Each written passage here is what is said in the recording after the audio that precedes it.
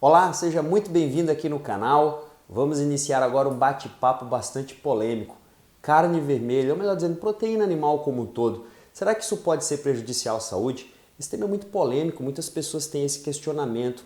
Eu trabalho muito com a linha low carb, onde se tem a proteína animal, né? Então eu sou muito questionado com relação ao consumo dessa proteína de fonte animal. Será que pode prejudicar a minha saúde? Pode dar câncer? Será que pode dar um maior risco de infarto? Pode prejudicar o meu rim? Pode prejudicar meu fígado? O que é que você acha? Vamos lá, vamos debater sobre isso aí. E esse assunto se tornou mais polêmico ainda, que recentemente aqui saiu no jornal de circulação local, no telejornal, uma reportagem sobre aquela campanha que eu não sei se você já ouviu falar, sobre a segunda-feira sem carne, né? Se você não sabe, essa é uma campanha que surgiu para estimular as pessoas a, pelo menos, diminuírem o consumo da carne vermelha, né? Da proteína animal como um todo.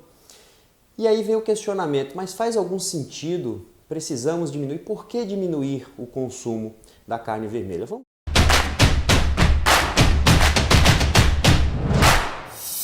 me chamo Márcio Nuto, eu sou médico, eu trabalho com nutrologia prática ortomolecular. E o meu foco de trabalho é voltado para o emagrecimento e o resgate da boa forma, da saúde, dos níveis de energia para favorecer o envelhecimento com mais saúde.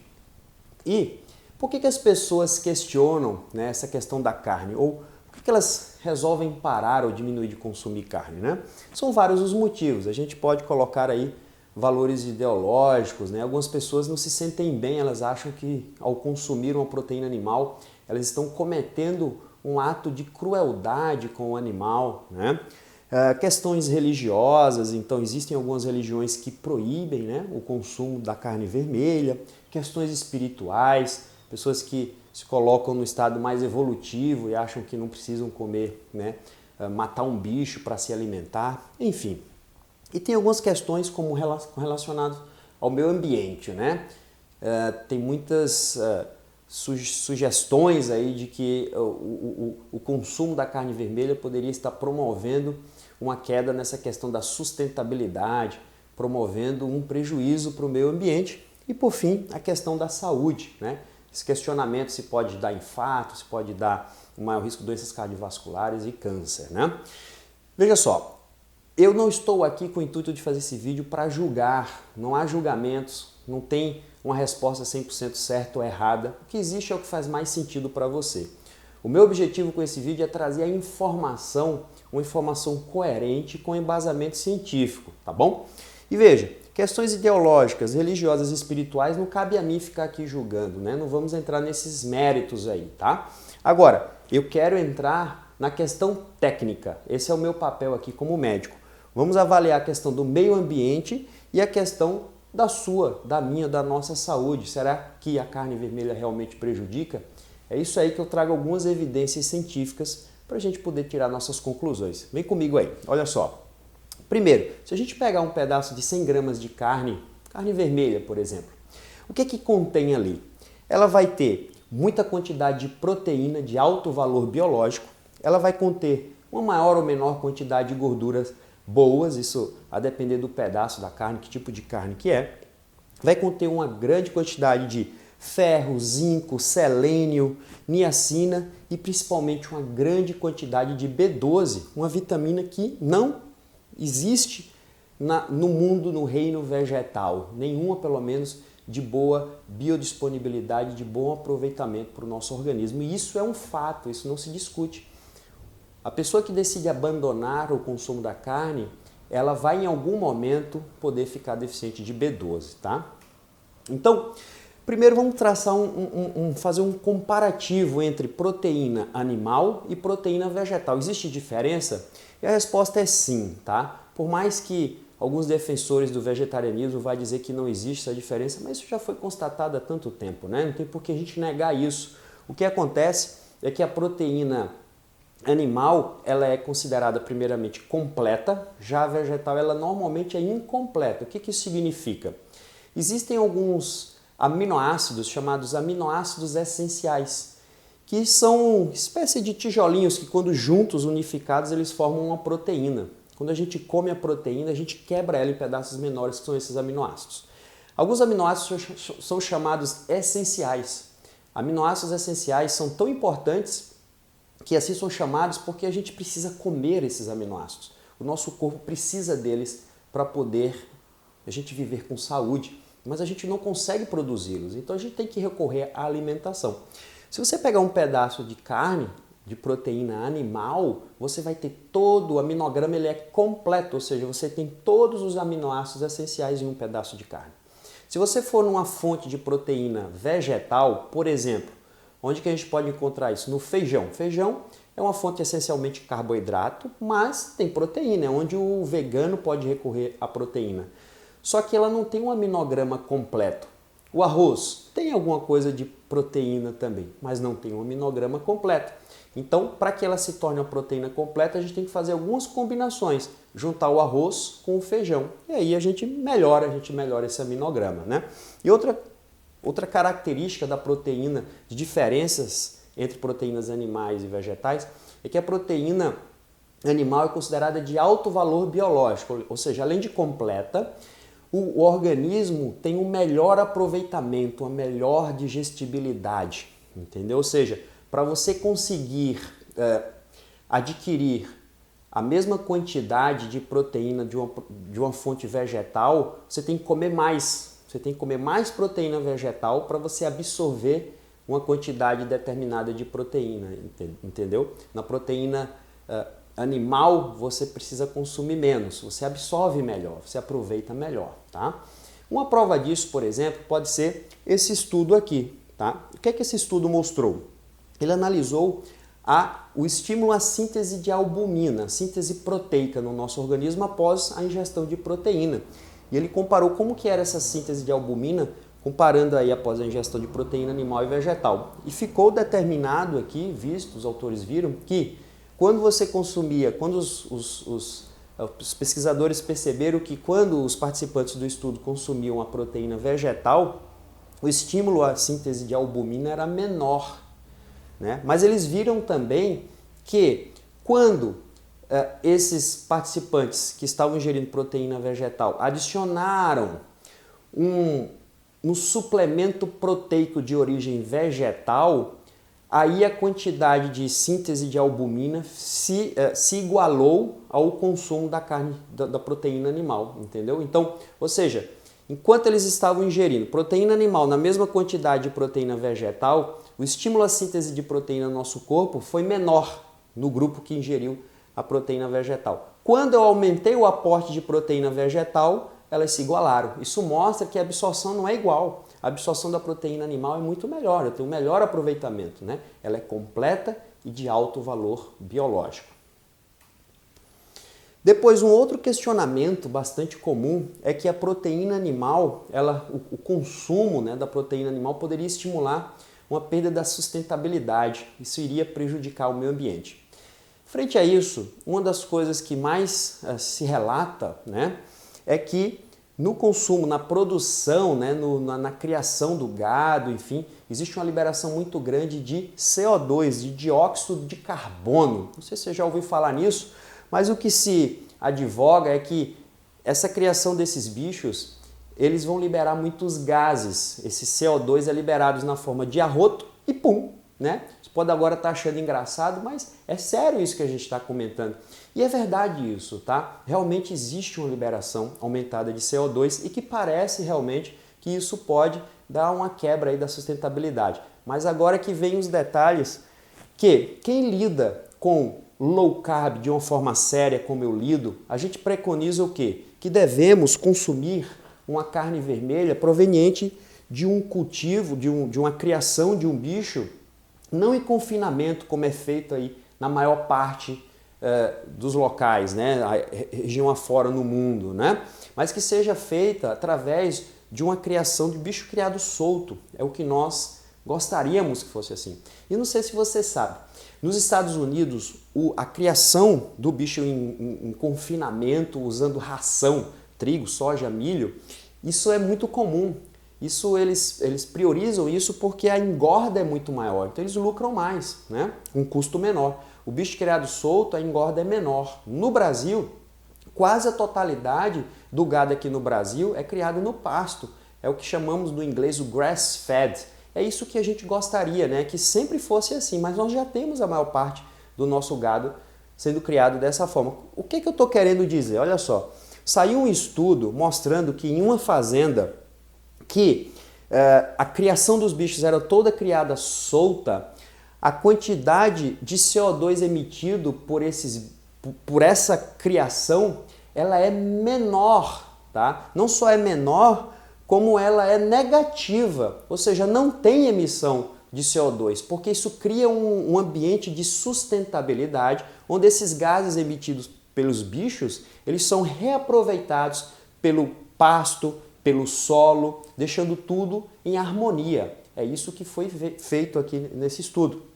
Então, a ideia aqui é deixa o bicho criado solto, como é a maior parte aqui no Brasil, e está tudo bem. Então, no Brasil já não tem esse tipo de problema de eliminação excessiva, de perda da sustentabilidade, porque a maior parte aqui não é no confinamento. Até existe uma parte aqui no Brasil que faz o confinamento mais na finalização da engorda, mas a maior parte da criação do bicho é bicho criado solto. Não temos esse tipo de problema aqui, tá?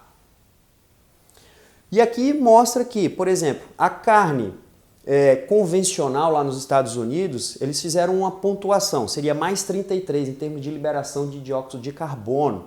A carne suína é bem menos, ó, mais 9. Carne de frango, mais 6. E por aí vai. A carne que teve o maior índice de eliminação de dióxido de carbono seria a carne da criação convencional, aquela em confinamento, onde o bicho come trigo, soja, milho. E aqui, dessa fazenda, onde os bichos eram criados soltos, olha como é que ficou a emissão de dióxido de carbono, menos 3,5. Isso mostra que esse é o caminho para que não tenha nenhum problema, né? Para que a gente mantenha tudo em equilíbrio, em harmonia, para que a gente tenha uma sustentabilidade dentro do consumo de proteína animal. Outra coisa que se questiona muito é a questão da saúde, né? Proteína animal e saúde. Isso pode aumentar o risco de dar um infarto, pode aumentar o risco de dar um câncer, por exemplo. Vamos entender, vamos ver o que algumas evidências mostraram. Olha só, esse estudo aqui, primeiro antes de explicar isso aqui, deixa eu te dizer uma coisa. Existem estudos e estudos, né?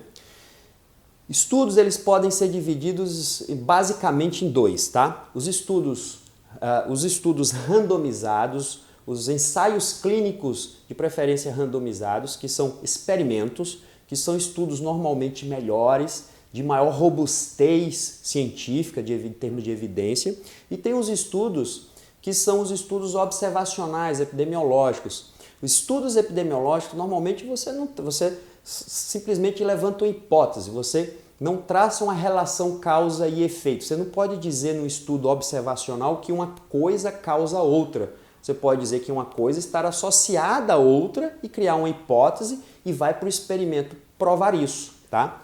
Bom, esse aqui é um estudo que é uma meta-análise de estudos clínicos randomizados, ou seja, estudo clínico randomizado está no topo da pirâmide de robustez de evidência científica, tá? E quando você faz uma meta-análise, uma revisão sistemática de ensaios clínicos, o que é que eles fizeram?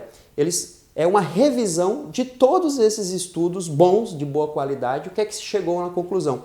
E os autores queriam observar se teria alguma diferença em termos de risco, né, para desenvolver algum problema de saúde, como, por exemplo, uma doença cardiovascular, nas pessoas que consumiam mais carne. Então eles dividiram em grupos, por exemplo, quem consumia abaixo de 0,5, meia porção, acima de meia porção. Essa porção ele considerou em torno de 100 gramas de carne, tá? É um pedaço pequeno de carne por dia. Quem consumiu menos que isso era o grupo que comia pouca carne. Quem consumiu mais que isso, que é a maioria, né, consumiu muita carne.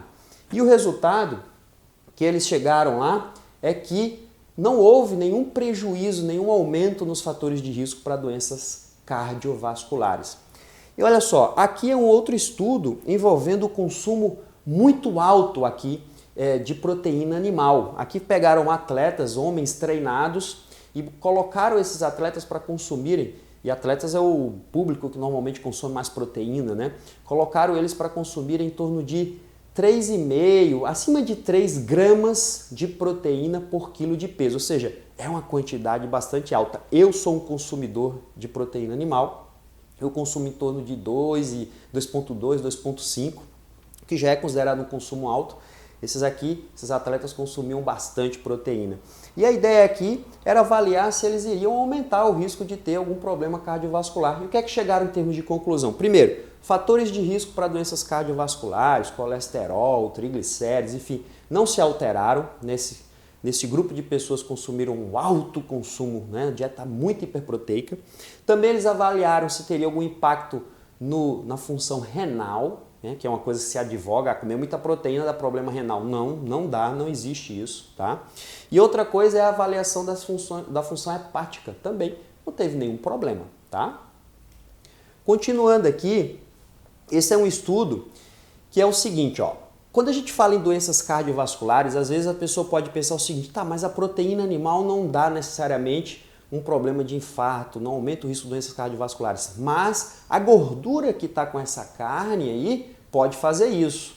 E aqui é um estudo que mostrou também uma revisão sistemática, agora de estudos observacionais, mas é uma revisão sistemática, tá? Mostrando que o consumo de gordura saturada, que é aquela gordura natural do alimento, como por exemplo a que está junto com a proteína animal, ela não aumentou o risco de doença cardiovascular. O aumento do consumo de gorduras trans, sim, é aquela gordura altamente inflamatória que serve para aumentar o tempo de prateleira dos alimentos, né? Mas a gordura natural da carne não teve nenhum problema. E quando a gente fala sobre o consumo de proteína animal e o câncer, né? Aqui a gente tem um editorial bem bacana, né? Dei uma lida nele e aqui no início do editorial ele deixa uma pergunta, né? Será que câncer está associado ao consumo de carne? Será que comer carne, realmente a carne é um causador de câncer ou só está associada ao câncer? Porque a maioria dos estudos são estudos de associação, né? Ou seja, são estudos que traçam uma associação do consumo de carne com câncer, mas não traz nenhuma relação causa e efeito. Eu não posso provar com esses estudos observacionais que o consumo de carne realmente dá câncer, né? Eu teria que agora levantar uma teoria e levar para o experimento, para o ensaio clínico randomizado, né? Também bacana esse editorial que questiona bastante isso. E deixa eu colocar aqui para você entender um pouquinho mais sobre essa associação de câncer com o consumo de carne vermelha. A Organização Mundial de Saúde ela emitiu um relatório lá, colocando a carne vermelha como potencialmente de alto risco aí para o desenvolvimento de câncer, né? Será que isso teve um embasamento científico legal? Teve algum interesse por trás dessa recomendação? Olha só, vou deixar você para tirar suas conclusões. Mas veja bem, existem mais de 800 estudos que foram feitos na literatura científica para tentar ver se existe alguma associação ou relação causa e efeito entre consumo de carne e o câncer, tá? A Organização Mundial de Saúde acabou que excluiu mais de 744 desses estudos aí. O porquê não sabemos exatamente, não entrou no critério de inclusão deles, né? Será que eram porque os estudos realmente eram ruins ou porque os estudos não beneficiavam o interesse que eles queriam lá? Não sei. Levanta aqui um questionamento, tá? Muito bem. Desses mais de 800 estudos, eles selecionaram 29 estudos que traçavam uma possível associação, né, ou relação causa e efeito entre consumo de carne e câncer. Mas olha só, desses 29 que a própria Organização Mundial de Saúde utilizou para emissão do relatório deles, 15 deles mostrava que carne era bom, que não tinha associação com maior risco de desenvolver câncer. Somente 14 mostrou que teria talvez um potencial aí de aumentar o risco de câncer. Ou seja, mesmo que eles selecionaram, a maior parte ainda foi benéfica, mostrou que carne era benéfica, tá bom? Então deixa aí para você tirar suas conclusões, tá? Conclusão. A carne, a proteína animal, é uma proteína completa de alto valor biológico. Eu não advogo que você deva ou não parar de comer carne. Eu sei que a carne, ela é muito rica do ponto de vista nutricional. A alimentação saudável, ela deve ser baseada na densidade nutricional. E a densidade nutricional é baseada em quê? Nos micronutrientes, como vitaminas, minerais, antioxidantes, bem como nos nutrientes essenciais, né? Por exemplo, aminoácidos essenciais, ácidos graxos essenciais. Então, num pedaço de carne, você tem tudo que você precisa, ou quase tudo. Eu digo que você tem que comer bicho e planta, se você quer ter saúde. Eu digo que você tem que ir mais no açougue e mais na feira, e menos no supermercado industrializado. Procure comer comida de verdade. Agora, se você quer abandonar a carne, um alimento tão rico, seja por qual motivo for, não pode ser alegado que o motivo é a saúde, tá? Isso não tem. Do ponto de vista técnico, o consumo de carne dentro de uma criação, como é feito na maior parte aqui, 90% da carne no Brasil, é o bicho criado solto no pasto, então não atrapalha o meio ambiente. E não existe uma evidência sólida que mostra que o consumo de carne vermelha ou proteína animal, seja ela de qualquer tipo, realmente gera um problema para a saúde, como aumento de doenças cardiovasculares e infarto. Não existe evidência que comprova isso. Então, isso não é uma alegação plausível. Você pode abandonar pelas outras, religião, ideologia, enfim. A opção é sua. Mas se você optar por abandonar o consumo de carne vermelha, tenha certeza de uma coisa. Você precisa de um acompanhamento de um profissional que entende bem sobre vegetarianismo ou veganismo, porque você vai ficar deficiente em alguma coisa, a menos que você seja bem acompanhado e bem orientado para que isso não aconteça. Então, sim, você pode ser um atleta com boa massa muscular sendo vegano, pode, tá? Só que é muito mais difícil, é muito mais fácil você alcançar um nível de saúde legal tendo a proteína animal junto aí, porque ela tem tudo que você precisa, tá bom? Fica aqui a minha mensagem. Você gostou desse vídeo? O que é que você achou? Você é vegetariano, é vegano? O que é que você achou disso aqui? Você consome carne vermelha? Deixa aqui nos comentários, eu gostaria de te ouvir, tá bom? Um beijo, te vejo no próximo vídeo.